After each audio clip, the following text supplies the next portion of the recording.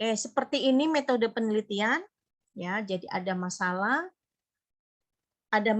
kemudian kita akan proses secara teori ya, secara teori dengan kajian teori di dalam penelitian dan kita mengembangkan kerangka berpikir ya. Kerangka berpikir itu tadi ada ibu-ibu yang kemudian bersedih ya karena pandemi.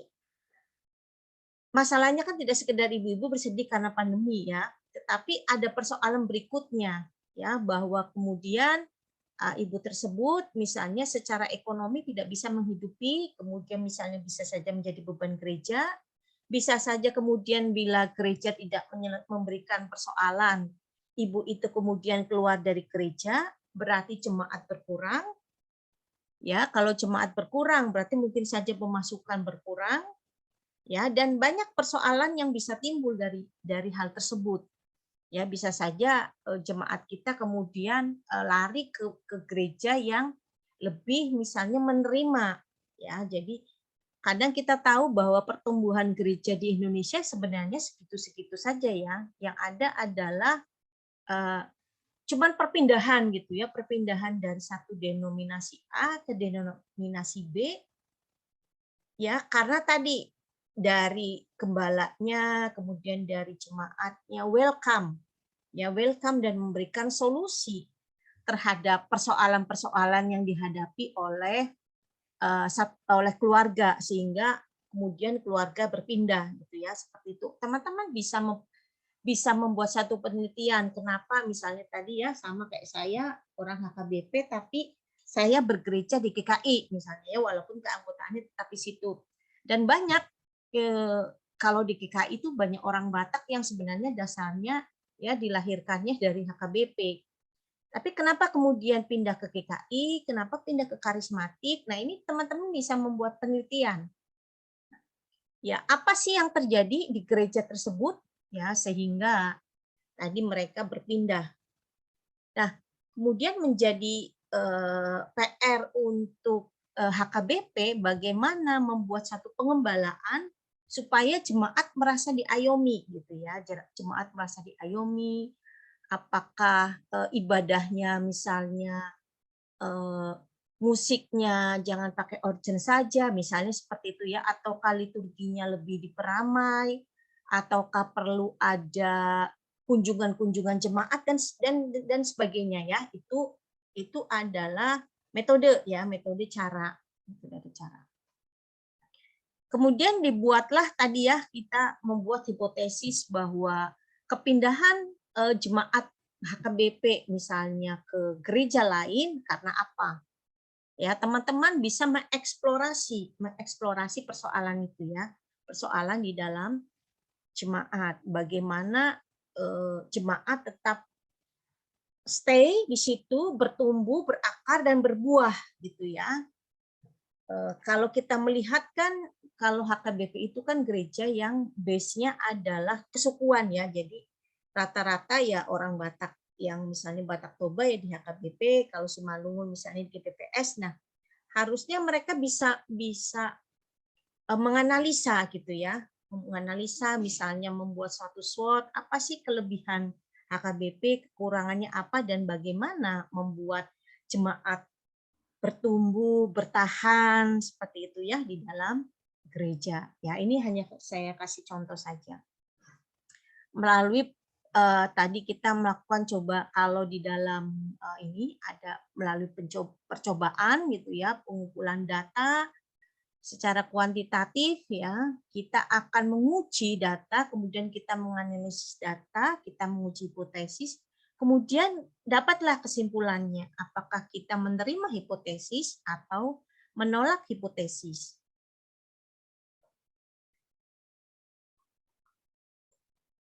Oke, kita lanjut ini ya. Kita lanjut saja.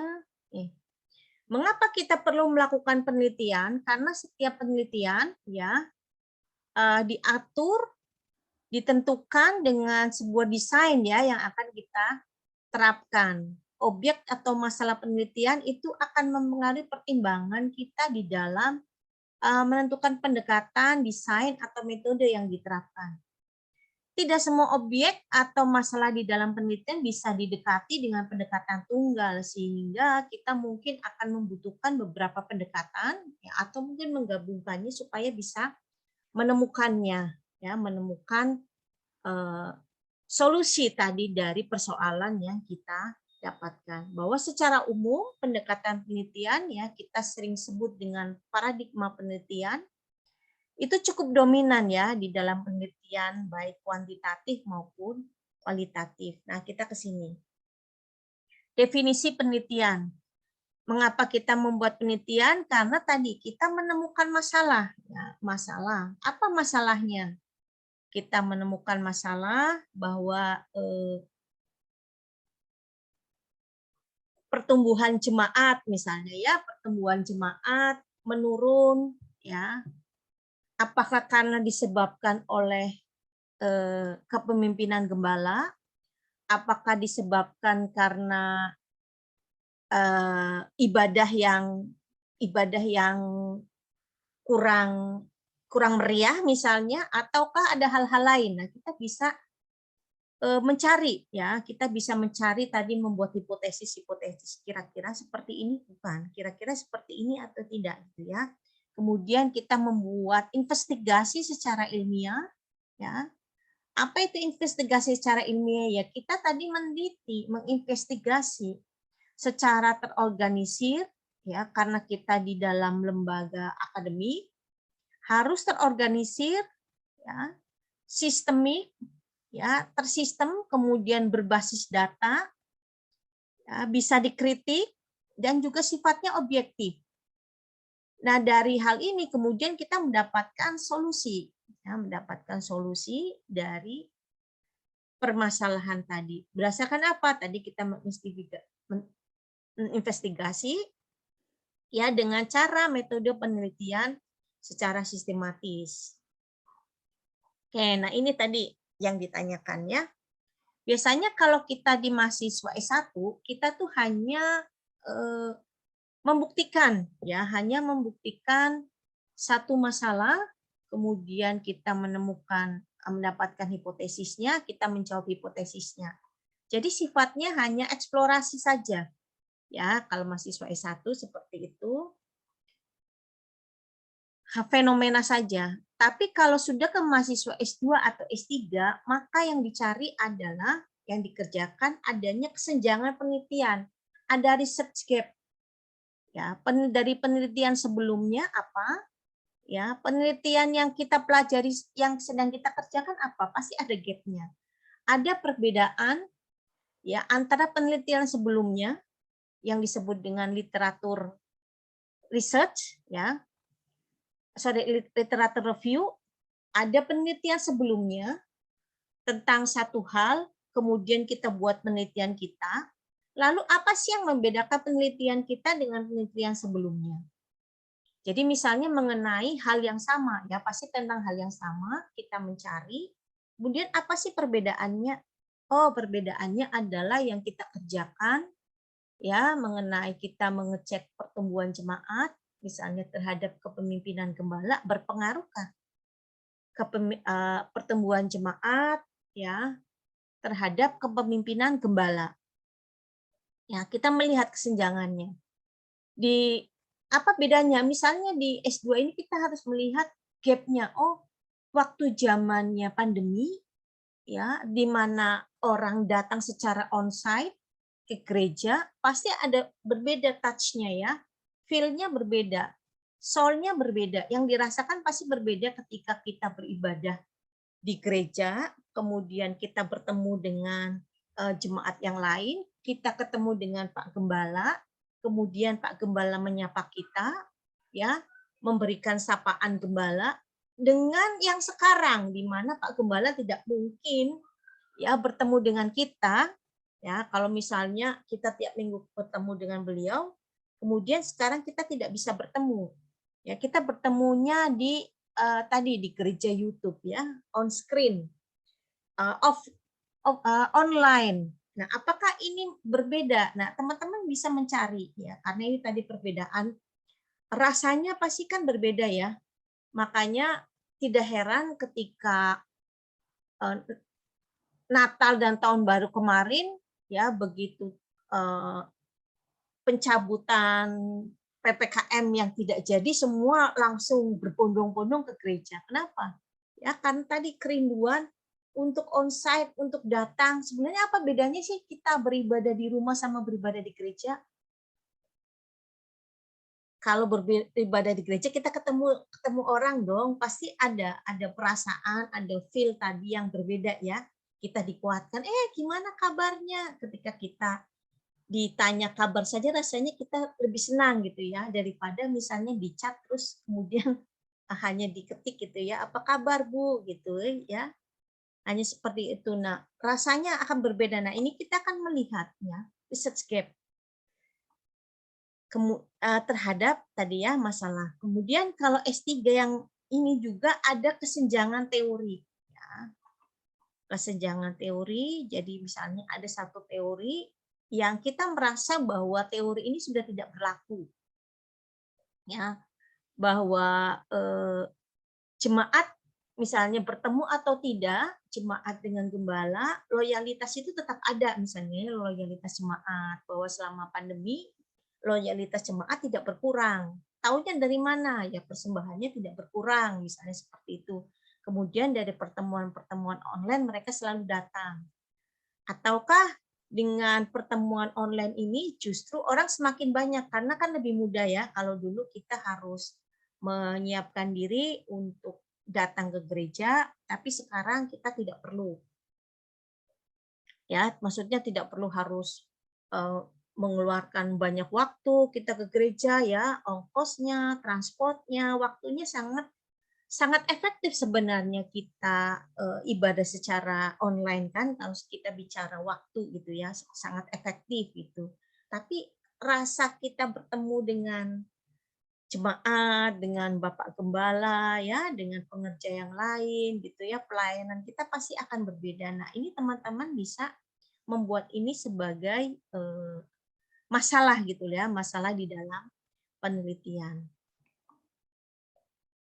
Nah, ada tujuan ya research, yaitu ada untuk mengeksplorasi, tadi menggali, menemukan masalah-masalah baru, atau mendevelopment ya, mengembangkan pengetahuan yang sudah ada. Ya, mengembangkan pengetahuan yang sudah ada. Kita bisa membuat verifikasi ya, bertujuan untuk menguji kebenaran, atau deskriptif, hanya melukiskan atau menggambarkan keadaan objek, atau inferensial ya, kita bisa menarik kesimpulan umum. Nah, kita bisa membuat ya pengertian mengenai penelitian dan karakteristik proses penelitian. Ya, bahwa penelitian tadi dimulai dengan satu pertanyaan atau satu permasalahan. Ya. Kemudian dari permasalahan tadi, rumusan masalah, ya kita memerlukan pernyataan yang jelas untuk tujuan. Biasanya dari perumusan masalah, kemudian kita membuat tujuan. Tujuannya apa tadi? Tujuannya menyelesaikan masalah. Ya, yang ketiga, mengikuti rancangan prosedur yang spesifik. Karena kita di jalur akademik, maka cara kita untuk menyelesaikan masalah harus digunakan prosedur. Jadi tidak bisa kita sembarangan ya, ada aturannya. Aturannya apa tadi? Metode penelitian. Kemudian permasalahan itu, permasalahan utama dibagi ke dalam sub-sub masalah supaya lebih mudah dikelola. Ya, tadi misalnya bagaimana hubungan loyalitas jemaat terhadap pemimpinan gembala. Itu kan masalahnya sangat umum, bisa kita persempit ya. Kita persempit menjadi apa? Misalnya di gereja HKBP, di gereja Gemim, di gereja mana? Ya, dipersempit lagi ya. Di dalam satu sinode itu ya, di gerejanya ada di gereja lokal. Kemudian waktunya kita persempit lagi, selama kapan? Selama masa kepemimpinan misalnya Bapak Gembala A. Nah, itu kita tadi mau dari masalah yang besar kemudian kita persempit ya, sehingga pada saat kita membuat kesimpulan, kita tidak bisa menyimpulkan bahwa seluruh gereja mengalami hal yang sama yang kita persoalkan. Ya, tidak, kita hanya menyelesaikan tadi di satu gereja, ya. Yang awalnya tadi populasinya besar, misalnya kita berbicara mengenai loyalitas jemaat terhadap kepemimpinan gembala, ya di HKBP. Nah, HKBP ini kan luas ya, satu sinode dari Indonesia Barat sampai Indonesia Timur dia ada. Misalnya seperti itu ya. Kemudian kita harus belah di HKBP di mana? Oh, di HKBP di Jakarta misalnya ya. Jakartanya mana? Misalnya resort Pondok Kelapa misalnya lah ya, kita tentukan di situ. Ya, selama kepemimpinan siapa? Selama kepemimpinan Bapak Gembala ini misalnya ya, periodenya sekian. Nah, inilah ya. Kemudian kita membuat kesimpulan bahwa tadi ada hubungan atau ada pengaruh antara loyalitas jemaat terhadap kepemimpinan gembala. Nah, di gereja tersebut ya. Karena mungkin saja tidak berlaku di HKBP yang lain ya. Mungkin saja tidak berlaku di gereja di Sinode Gemim, di Sinode Gemit, ya mungkin tidak terjadi seperti itu. Yang kelima, penelitian diarahkan oleh permasalahan, pertanyaan, atau hipotesis yang lebih spesifik. Ya, tadi persoalannya tadi akan dibuat hipotesis. Apakah ada pengaruh antara loyalitas jemaat terhadap kepemimpinan gembala? Nah, ini kita apakah berpengaruh? Nah. Yang keenam, bagaimana kita menerima asumsi kritis tertentu. Ya, di sini nanti ada asumsi-asumsi bahwa biasanya seperti ini, di jemaat daerah sini ada seperti ini yang terjadi. Biasanya mereka pasti loyalitas jemaat di daerah perkotaan dengan loyalitas jemaat di daerah pedesaan terhadap gembala pasti akan berbeda. Ya, nah kita membuat asumsi-asumsi kritis. Yang ketujuh, penelitian memerlukan pengumpulan dan interpretasi data ya dalam upaya kita mengatasi masalah ya pada saat awal penelitian. Penelitian secara ilmiah ya akan berputar secara siklus atau secara siklus ya. Kurang. Oke. Kita akan melihat misalnya teman-teman menemukan persoalan seperti ini ya, persoalan sungai kotor misalnya ya di Jakarta, hal ini fenomena biasa. Kita melihat ya mengapa ada orang bisa tinggal di bawah jembatan ya. Kemudian bagaimana misalnya bahwa ternyata di bawah jembatan ini adalah banyak jemaat kita yang tinggal di sini ya. Kemudian misalnya ada teman-teman yang melayani orang-orang termarginal seperti ini ya. Kemudian kita akan melihat apakah orang-orang ini loyal terhadap gembala. Ya, apakah orang-orang ini pertumbuhan imannya bagus? Ya, misalnya seperti itu ya terhadap gembala. Apa yang sudah dilakukan oleh gereja supaya mereka tetap bisa digembalakan, ya, imannya tetap bertumbuh. Seperti itu.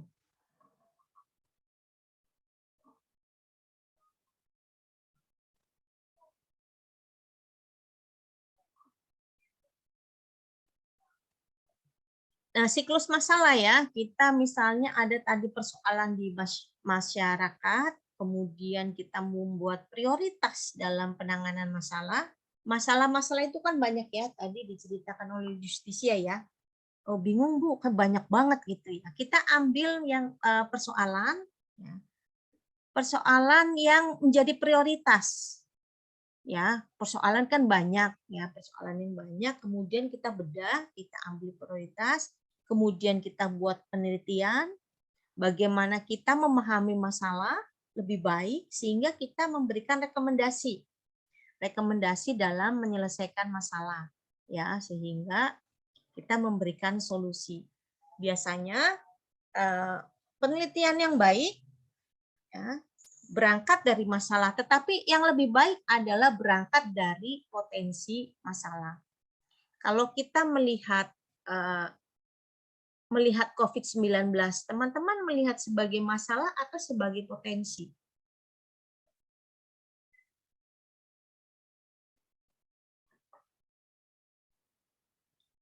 Kalau kita melihat sebagai masalah, ya, berarti kita akan mencari bagaimana solusi, ya, solusi terhadap COVID-19. Tapi kalau kita melihat COVID sebagai potensi, maka yang dilakukan mungkin teman-teman akan meriset ya, bagaimana menemukan obat, ya, obat untuk COVID-19, bagaimana menemukan vaksin, ya, vaksin yang komplit gitu ya, vaksin yang bisa menyelesaikan COVID-19. Itu kan potensi. Ya, potensi menemukan hal yang baru karena COVID ini adalah hal yang baru. Ya, kemudian penelitiannya menjadi penelitian yang baru karena belum ada ya, selama ini ada vaksin yang sudah ditemukan dan ternyata virus ini kemudian masih bermutasi gitu ya, kemudian dibuatlah vaksin-vaksin. Nah, kita berangkat dari potensi bahwa ada masalah terhadap COVID-19, tapi kita melihat potensi apa? Potensi untuk membuat membuat ini ya, vaksin. Saat COVID-19 kita melihat ini sebagai potensi apa? Potensi untuk anak muda, untuk misalnya gereja menjaring anak muda dengan ibadah di YouTube gitu misalnya ya. Orang kalau gereja misalnya anak muda lebih malas ke gereja ketimbang nonton YouTube.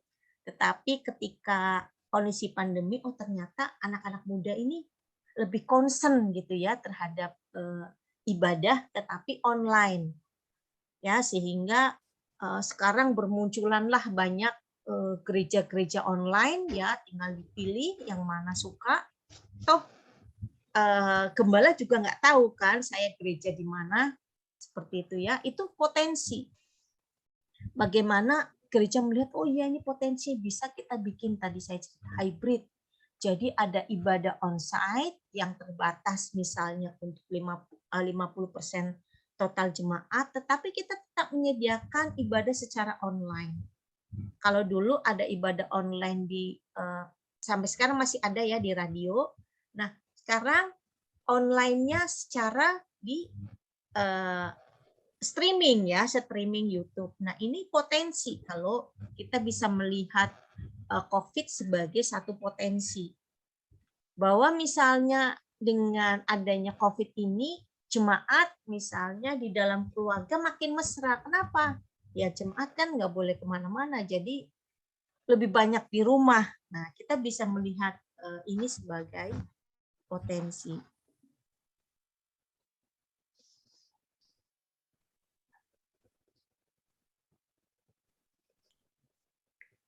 Nah, seperti yang tadi dicemaskan oleh Justisia ya, Justisia tadi, kayaknya pusing gitu ya kalau kita membuat penelitian tesis. Kenapa? Karena tadi kita punya banyak ya, punya banyak data, punya banyak hal ya, apalagi sudah mencoba wawancara dengan banyak orang, tapi kita bingung metode yang tepat bagaimana sih kita menyelesaikan masalah, kemudian kita mendapatkan masalah, kemudian membuat rumusan, ya, dan menyelesaikannya tadi dengan metode penelitian. Bagaimana kita bisa menemukan? Nah, yang pusing biasanya di sini, ya.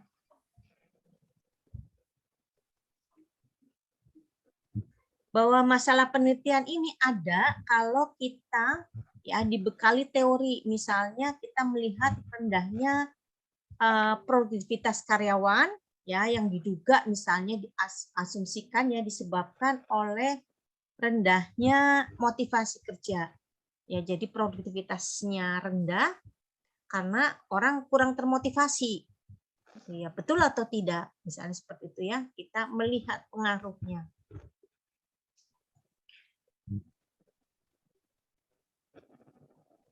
Oke. Supaya kinerjanya baik, ya seorang karyawan misalnya ini di bidang manajemen ya, supaya kinerjanya baik atau ini pengerja gereja gitu ya, supaya pengerja gereja itu kinerja baik, maka dia dituntut memiliki kemampuan, pasti dong ya, pengerja juga kan ada spesifikasinya ya, tidak hanya cinta Tuhan tetapi kan dia harus dimampukan ya, dibekali, diberikan kemampuan.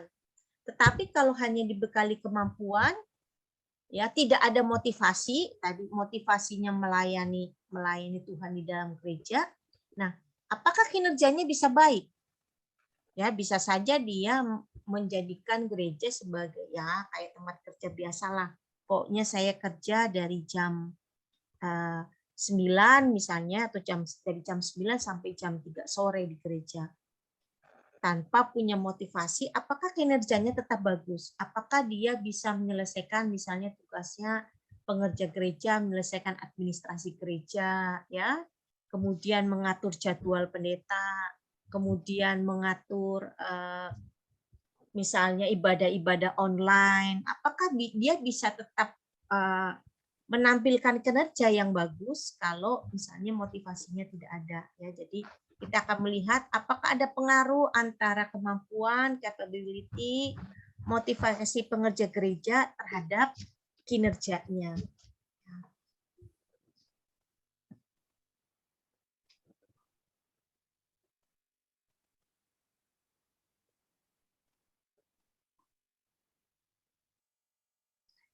Yang kedua misalnya ya, kita mau mengecek apakah tingkat pendidikan orang tua mempengaruhi pola perkembangan anak. Ini untuk yang PAK ya misalnya. Jadi kebanyakan orang tua menginginkan anaknya sukses di dalam pendidikan maupun karirnya. Sehingga di masa yang akan datang mereka dapat memperbaiki kualitas hidupnya menjadi lebih baik dari sebelumnya. Ini menurut Sumarti gitu ya. Bahwa tingkat pendidikan orang tua mempengaruhi prestasi siswa. Ya kalau misalnya saya dengan suami kebetulan sama-sama dosen seperti itu ya. Apakah saya menginginkan pendidikan anak-anak ini sukses atau tidak?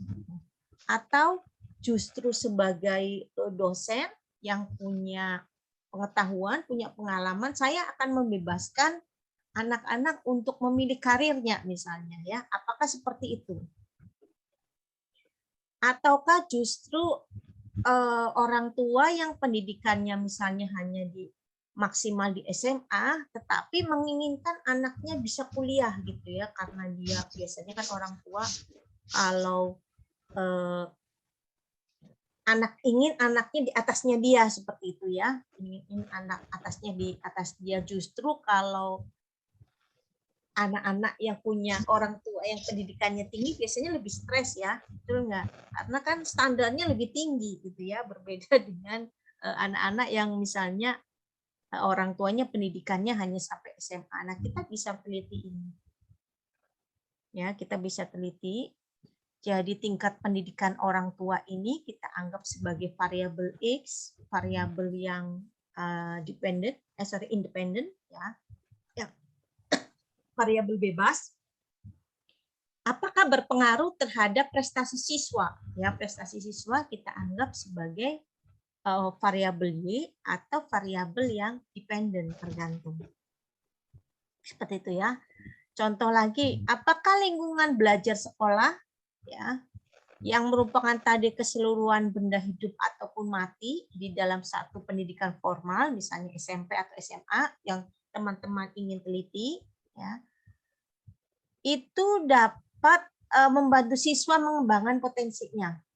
Ya, ada teori bahwa lingkungan sekolah pasti mempengaruhi ya kualitas anak yang sekolah di BPK Penabur ya pasti akan berbeda dengan mereka yang sekolah di sekolah negeri misalnya ya. Secara teori kan seperti itu harusnya ya. Tetapi apakah Seperti itu, apakah lingkungan belajar sekolah membantu mengembangkan potensi siswa? Nah, kita akan mencari bahwa lingkungan sekolah tempat belajar sebagai variabel independen yang bebas dan potensi siswa sebagai variabel dependen atau yang tergantung. Nah, secara ini ya kita akan melihat komponen analisis data seperti ini. Ada pengumpulan data, kemudian kita menyajikan data, ya, kita mereduksi data, mana yang perlu, mana yang harus ditambahkan, dan kemudian kita membuat kesimpulan, ya, atau kita membuat gambaran verifikasi.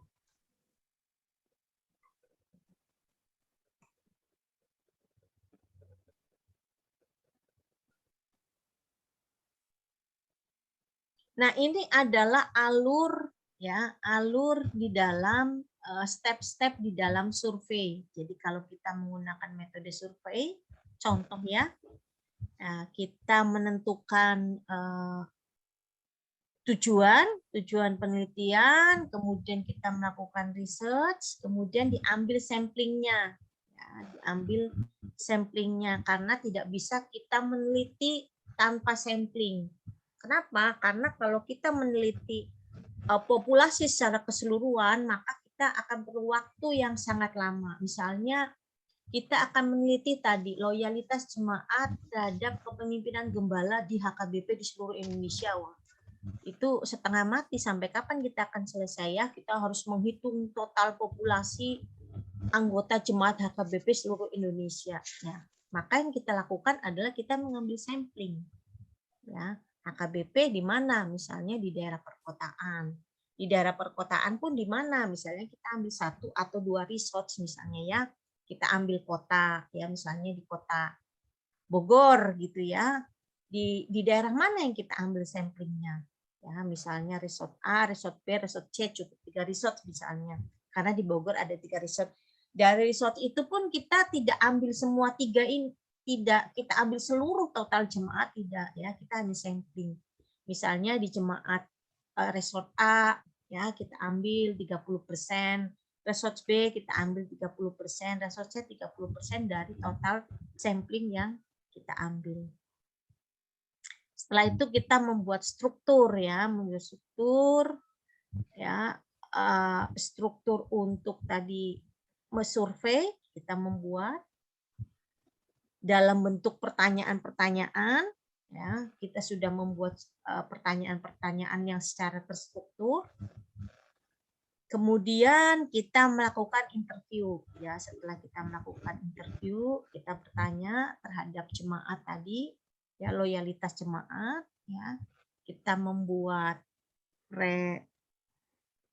pre-testing, ya. Kita coba menguji, ya. Kemudian kita bikin interviewing, ya. Mereview kembali tadi hasil dari interview yang kita lakukan, kemudian kita membuat coding dan tabulasi. Jadi kita mulai memasukkan ke dalam tools atau alat analisis data, ya, kita masukkan ke dalam alatnya, kita coding, dan tabulasi, dan kita membuat analisis. Setelah analisis kita akan menjawab pertanyaan. Menjawab tujuan.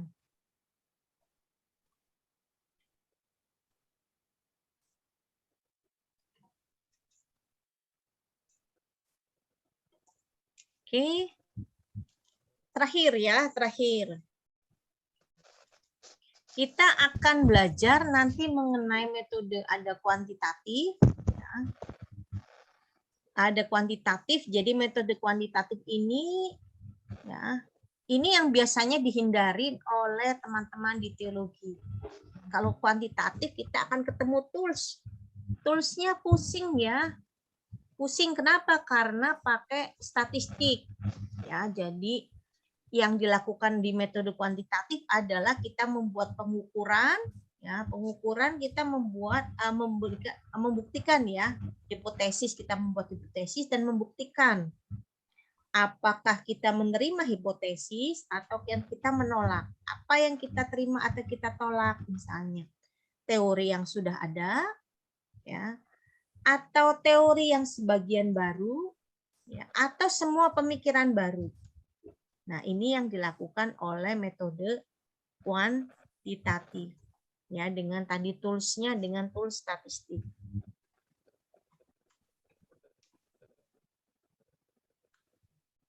Nah, oke.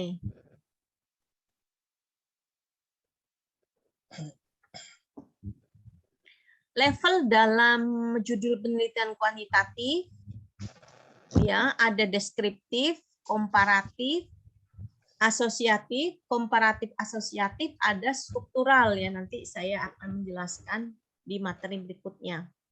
Nah, ini metode kualitatif yang mungkin teman-teman akan banyak memilih. Ya, sebenarnya teman-teman metode kualitatif ini lebih sulit, ya, dari kuantitatif.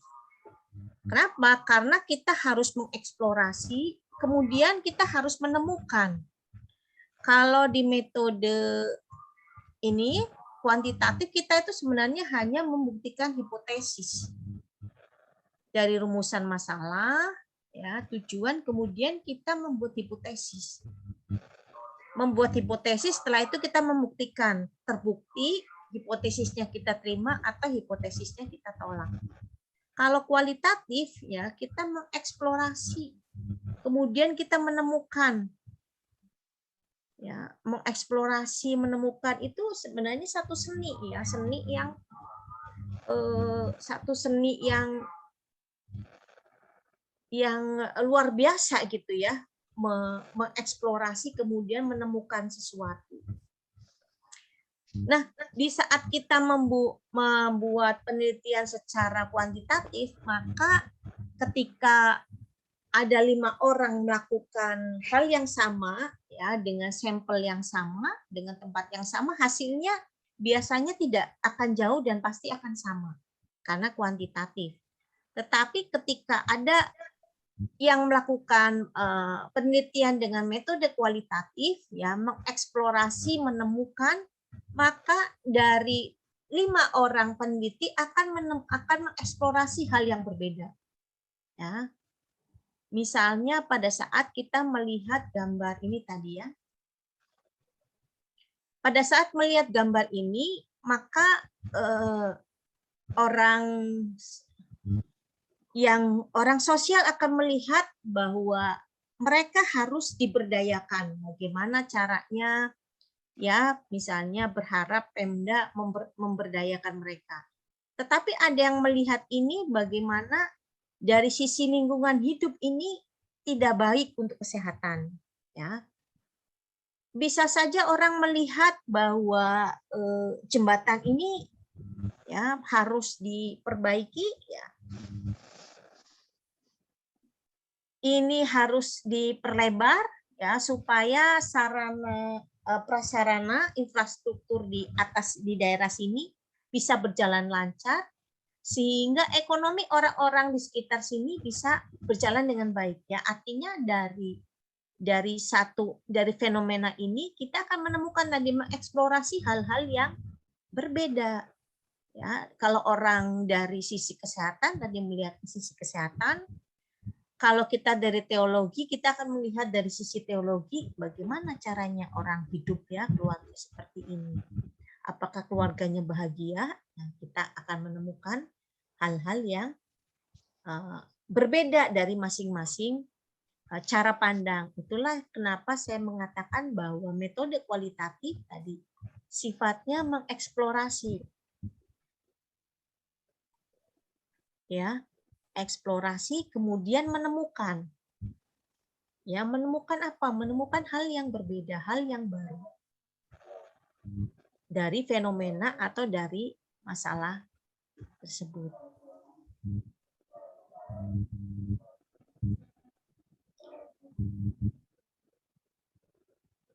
Baik, itu materi perkuliahan